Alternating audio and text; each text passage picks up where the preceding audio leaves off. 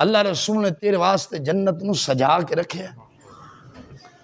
रब फरमांदा है जेड़ी जन्नत मैं तुहाडे वास्ते सजा के रखी ना, नहरां जारी ने दुध दियां शहद दियां, इत्थे दुध पानी वाला लभदा है, लोहे दी मज्जां वाला लभदा है, उत्थे वो कोई नहीं होना। खालिस शहद भी खालिस, इत्थे तो चीनी घोल के देंदे ने ना, उत्थे कोई चक्कर नहीं होना, खालिस शहद होना है।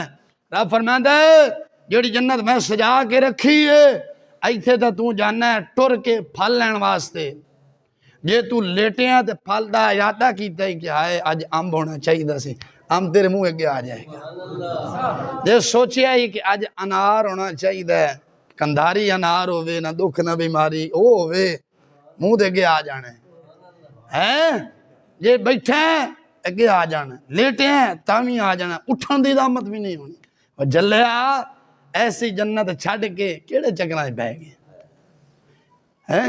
केड़ी अल्लाह फरमांदा है हूर मकसूरात, हूरां बड़ियां सोहणियां होणगियां। 70 मिलसन, नहीं तो फिर हुर्रे तो पक्का ही ने ना, हुरा नहीं तो फिर हुर्रे।